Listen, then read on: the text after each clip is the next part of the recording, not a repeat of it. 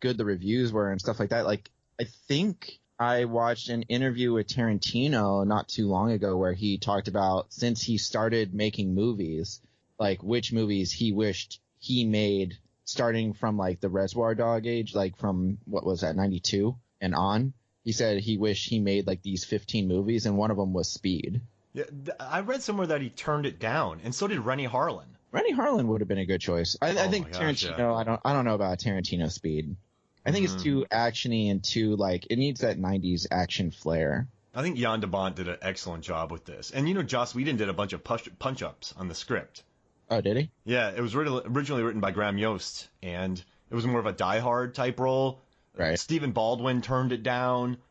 Wesley Snipes and they said Wesley Snipes and Woody Harrelson turned it down, and then they went to make Money Train, which is kind of funny that we're talking about money on a train and Speed. So Bont or whatever, when he directed, I just looked him up. He's only directed 5 movies. He's done Twister. He did Speed. What were the others? He did Speed 2, Poseidon, The Haunting, and then he did a Tomb Raider. Like either the first one or I don't remember what the first one. No, Cradle of Life. That was the second one, right?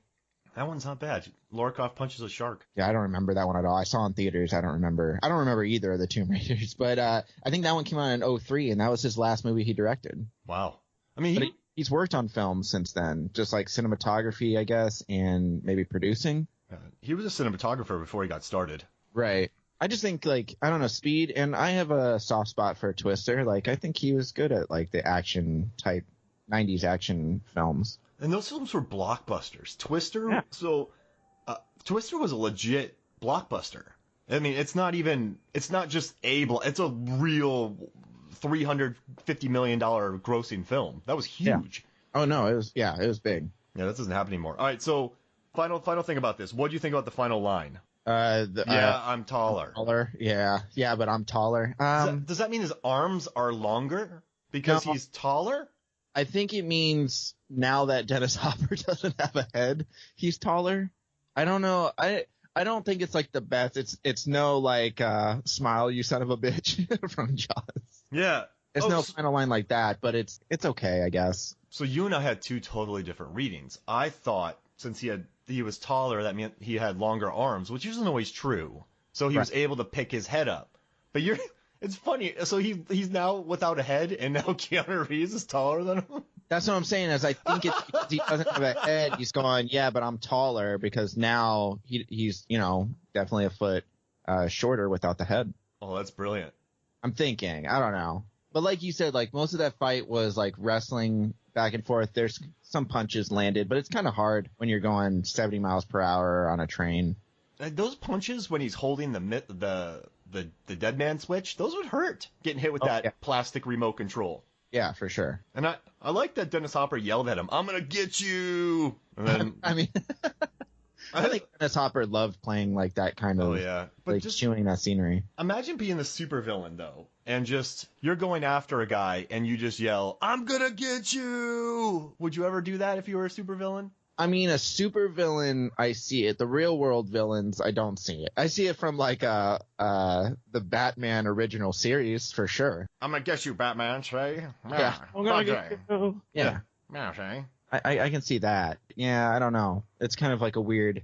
That's what I'm saying. It's like Speed. Everything on the bus is beautiful, but then when they get on the train, it's like a little weird. Like it kind of feels like its own film at that point. Like I know they have to have that meeting of the two.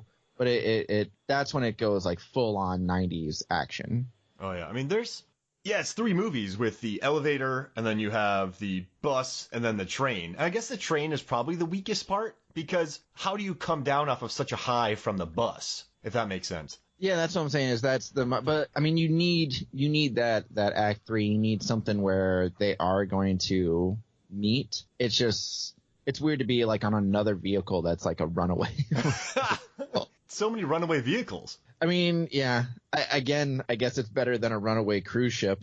What if they're taken to a farm, right? The bus drives all the way to a farm. Right. And Dennis Hopper's following them. And he kidnaps Annie and jumps on a out-of-control bull and it rides him away. And then Keanu has to jump on another bull, and they're on two out-of-control bulls chasing each other on a stampede. Do you think he would still get decapitated at some point? Absolutely. Okay. Or gored. That's true. That'd be probably better. Wait, what if a bull kicked Hopper's head off? Then he'd have to fall off the bull first.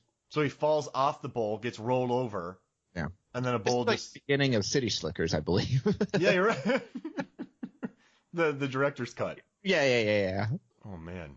At least getting gored, maybe not kicked in the face, but, close. He just gets speared. Yeah. Imagine that ending. I mean, there has to be something like you're saying, like there's got to be another, like how do you tie it in? You can't just go straight up like cop drama for the final act, because then I think it weakens the rest of the movie if it's just like you're under, catch them. There's no chase scene. Right. That'd be kind of weird. You don't need to get back in cars. So what else is there in? So they kind of had to have gone on the train. Yeah. I mean, I guess you could go plane, but then you're in Point Break territory. Is it two planes going after each other? Or no, just the same plane. Like he jumps on Tom Cruise in Mission Impossible, just kind of jumps on the plane and then just hangs off of it, gets in somehow. There's still a bomb. And then he rescues Sandra Bullock, and they jump out of the plane. Just as she lands the plane. Or she lands the plane, yeah. They throw – that's what it is. They throw Dennis Hopper out of the plane with the bomb strapped to him now. Like somehow they got it off of Sandra Bullock. They strapped it onto Dennis Hopper. They kick him off. Keanu Reeves says probably his same line, yeah, but I'm taller. And then kick him out of the plane, and then he blows up, and then Sandra Bullock lands the plane. Wow. So he would be taller because Hopper is exploded, and if you no, he's taller because he's higher. Sky. Yeah. Oh no! Both are pretty great. Something like that. You got some bits today, man. I love it. Bringing the bits. I was thinking about it. This is why I want to do Speed. I've always had these comedy bits, and I can't use them unless I'm talking about Speed. So that's why I haven't done any stand-up in a long time. Because I can't bring Speed back into the spotlight, You needed a tight 5, and you've been working on it, and you brought it here. Yeah, this is all workshop, actually. My Speed one-man show is it's going to be out soon, but I got to workshop it first. Hey, before we get out of here, final thoughts about the fight, and then you want to do some plugs for your shows? Yeah, sure. I mean, for the fight, I think it's not the greatest final fight, but I think it's suitable for the type of movie it is. And as an action movie, I think it's just a good action movie, and you have to have those guys, duke it out. This was worth it. I know it's not the greatest final fight, but now I finally think I understand the taller line. Yeah. And that's worth it, because that was brilliant. Yeah. I hope. I don't know. It could be something else. I hope it's not because of the arms, man. I hope it's because he's now decapitated and he's lost a foot in height. Yeah. That's funny. I mean, it's got to be. That's what I always assumed it was. Please message us and let us know if you know the real answer. Let's go. Hey, you want to plug your shows real quick? Yeah, I'll plug 7 Lamb Productions. You can go to 7lamb.com or Spreaker.com/7lamb. Basically, I do a bunch of audio dramas and ranging from horror to sci-fi to comedy, and you can find everything under our umbrella company, which is 7 Lamb Productions. And we're also starting a new series soon where we're going to be it's not an audio drama, it's just a regular podcast, but we're going to be celebrating random holidays, random goofy holidays pretty much every day. And you actually joined us for a couple of those. I got emotional. Yeah. And I got very obsessed with Goth Gardens. Which is, when we celebrate World Goth Day. So that'll come out, I think that'll be out, soon. And you're on that one and a couple others. I'm very excited. Well, thanks for joining me, man. This was great. Yeah, no, thanks for having me. I'm glad we did Speed. Maybe next time I'll join. We'll do a Bond film. Oh, sounds good to me. So for me, Mark Hoffmeyer, for Rob Hotshot Lamb, who's taller than me, this is Final Fights, presented by Movies, Films, and Flicks. We'll see you next week.